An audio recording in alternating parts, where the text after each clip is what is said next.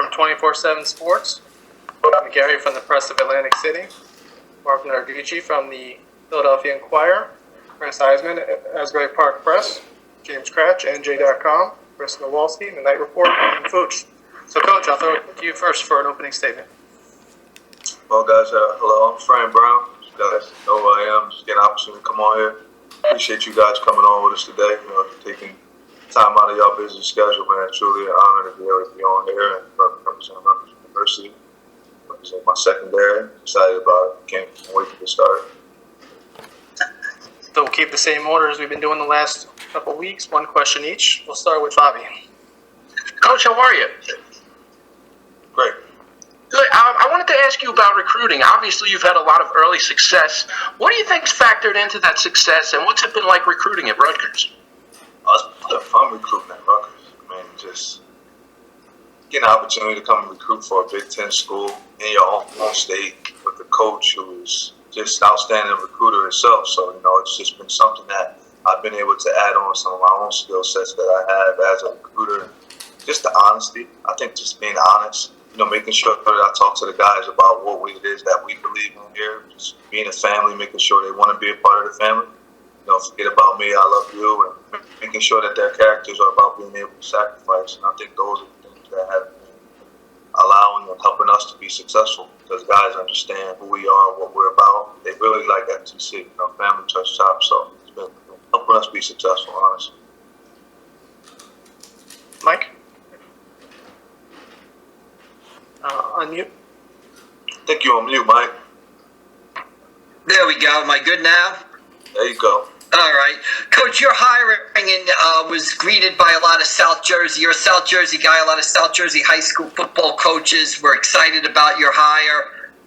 Did you hear from a lot of coaches in that area when you did get hired? And how important do you think it is for Rutgers to have a big presence in South Jersey and consistently get players from those counties down there? First off, I heard from probably every coach, not just from South Jersey, but from also on the side. I don't call it South Jersey, so we call it South Rutgers. But I've heard from every coach down there, even if we didn't know each other and they had been an assistant. I heard from every coach from up in North Rutgers. I've heard from coaches throughout the whole state that were excited about it. I thought they felt as though it was a deal breaker. Over the past few years, I've been getting a lot of guys to go to other schools. So when it comes to the recruiting piece of me being able to stay home, get a lot of guys to stay home, and being able to bring guys from South Rutgers here to continue to, because they had before, but to continue to get guys from South Rutgers to want to stay home and help us, build this program. Mark?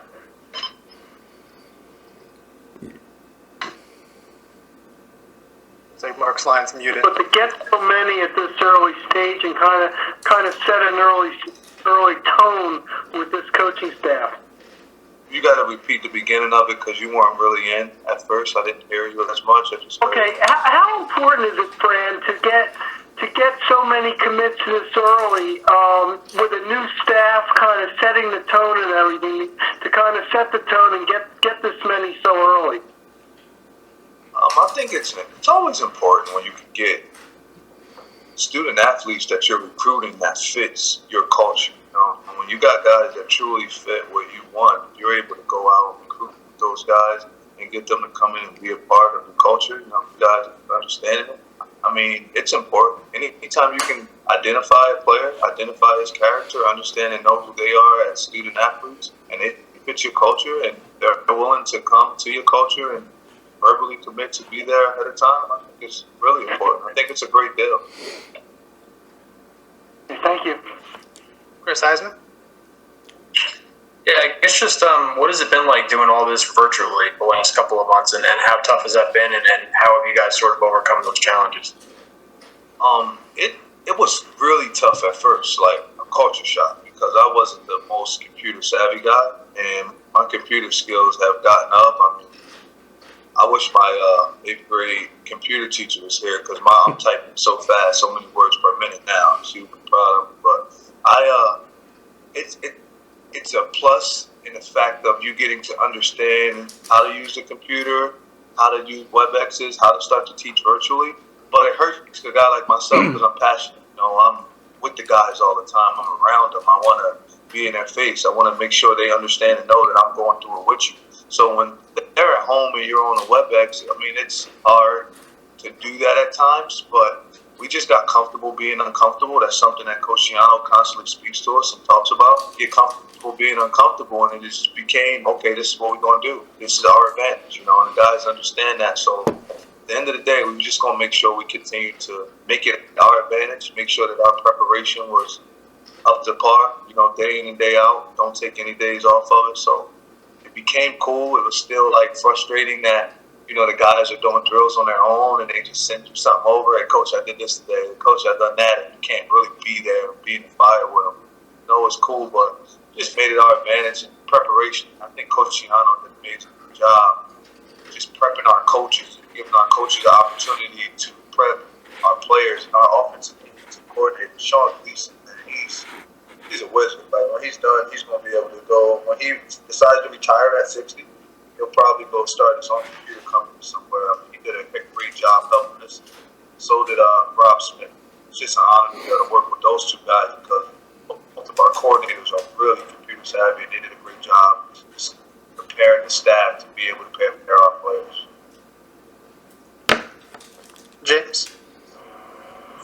Hey, Fran, you spent so many years coaching, at Temple and even at Baylor, recruiting South Jersey, being close to Rutgers. When you got to Rutgers, did you kind of look at it as from afar? If I ever get there, I know what I think we should do to turn this program around. You look at it like that a little bit, but I wasn't even looking at it that way. Honestly, you would say, okay, Rutgers on this. I was against Rutgers. So I wanted the players to come and play for me. It was the fact of seeing Greg Schiano come back. Me being I got my degree in 2006, when I got a chance to get my degree and played at Western Carolina, and I was graduating. Coach Schiano was turning Rutgers around. You got to think I grew up a little kid who wasn't seeing it. And Coach Schiano and his staff turned it around. So once they said he got the job and having the opportunity to come here, it was like, I think this is fit.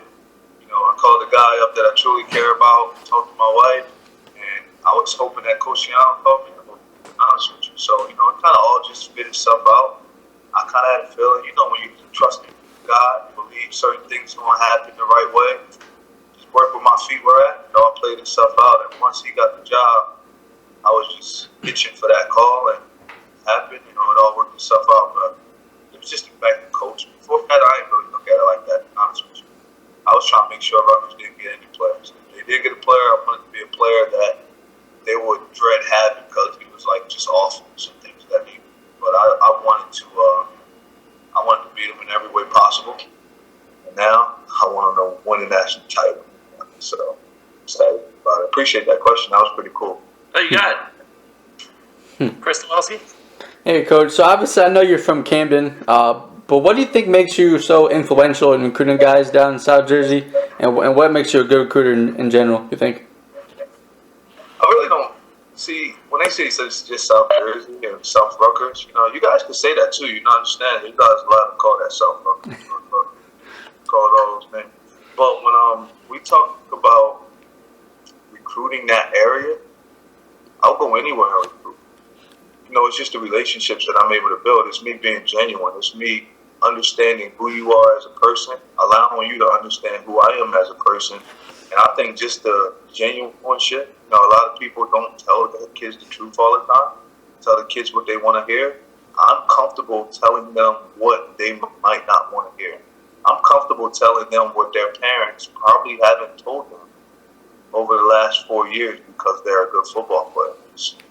So when you start to get that and you're hearing me do different things and you're hearing our coaching staff come and talk to you a whole different way than everyone else is talking to you, kind of just say, wow, I think I want to go there. Because just as well as I'm recruiting some guys from South Rutgers, there's some other guys on our staff that are helping do the same thing. We're all doing this together. This isn't just front doing it. Everyone to say it and do that. And God did bless me with a skill set of being able to adapt to people. But we're all in here recruiting and helping each other and busting our butts to be as successful as we possibly can. So, it's a team. I think it comes down to South Rutgers, North Rutgers, everywhere. We're all start waiting. Thank. Coach? How you doing? I just was wondering your general thoughts on the staff, the defensive staff that Coach Yano has assembled. I know you probably can't wait to get on the field with him and start coaching with him. Yeah, I'm excited about Coach Smith, just a wizard. You know, he's smart. He's always thinking of other stuff. Like, he's thinking of the problem for the problem. And then Coach Frazier, who just, I don't know how you couldn't love him. I mean, he's forgot 2 times as much as football as I know. You know what I mean? I already forgot it. I mean, just the things that he do. And when I'm getting the opportunity to hear Coach Smith and Coach Frazier go back and forth about just football questions and football things, and they're asking and drawing stuff on the board, it's just like, get a tape recorder out, because you're not can't type it all up in enough time and write it down. So getting a chance to work with them, I think those guys will really enhance my football knowledge even more.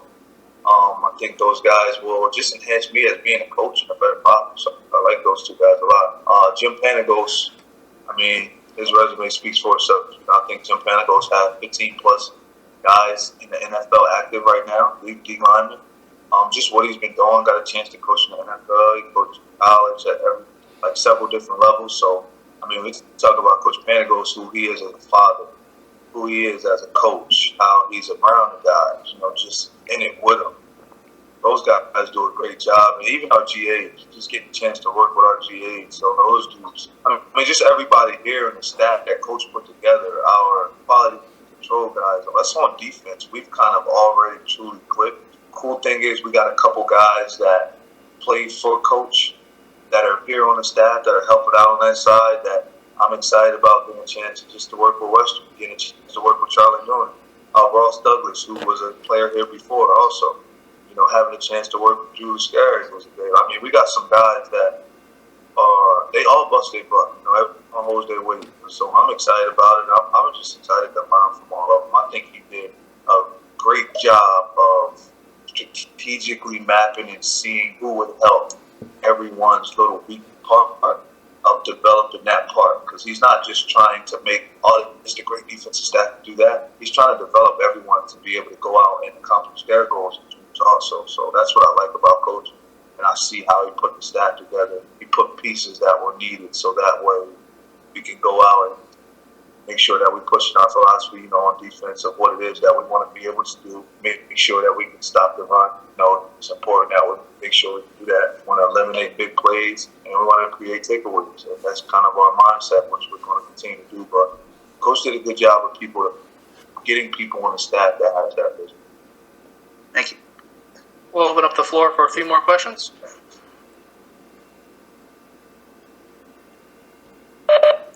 Hey, Fran, it's James again. Avery Young's basically been a starter since his first game of his freshman year. What have you kind of seen from him? I know you haven't been on the field much, but tape. And what do you think he needs to do to kind of get to that next level this season? Just keep working. You know, he's a smart kid, loves football, he's passionate about it. I think that he'll truly benefit from Jay Butler. I think our last coaches are good. He's just getting older. It's not, as you get older, you start to get a little stronger, and there are different things that go. But I think, Jay Butler, he'll really benefit from our strength coach. You know, I think the strength coach that we have now will truly put that muscle bulk on him and, develop his speed even more. I mean, he's a really good player. He started here 2 years. He started as a true freshman. He said game 1.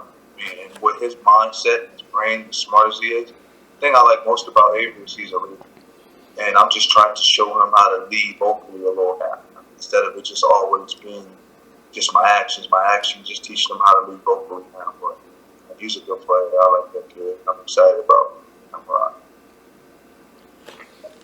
Hey, Coach, I wanted to ask you also, I think you were like the first coach that Shiano brought in. What was that like for you, and and what made you choose to come here? First off, I'm from New Jersey, so when you've seen all the stuff that was going on at Rutgers, that they would have a new head football coach. I'm coaching at a different school and a different position, and it's like, wow, what if that could happen? So you always want to think of that. It's our state school. We are from New Jersey. This is the school that, if you're in Ohio, they go for that school out there in Ohio. If you're in Louisiana, they go for that school in Louisiana. So me having the opportunity to be here in the state, still lived in the state. I bought a house in the middle of where the other place was at that I was working, and a house like nice little ride away from Rutgers. So you kind of predict certain things could happen.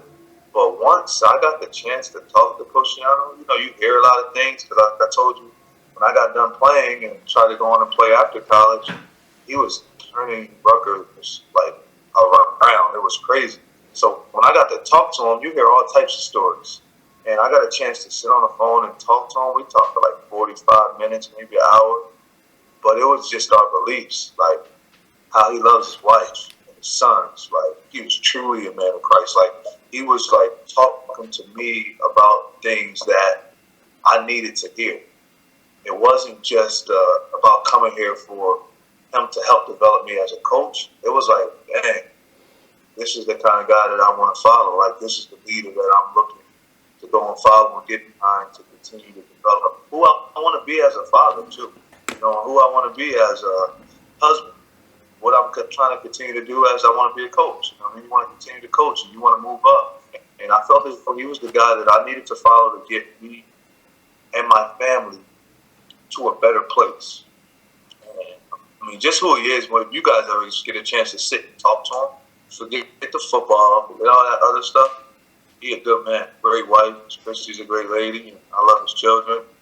I don't completely love him yet, but we all, I bust my butt. He busts his butt for my children. So, I'm excited about Coach Giano. That's why. Just his vision of our program always a good deal. Cool. Thank you. Final question? Everybody else set? All right. Thanks, Coach. Hey, I appreciate you guys coming on, man. Thank you. Thanks, Coach. Take care. Thank you Have a very good one, much. guys. Bye.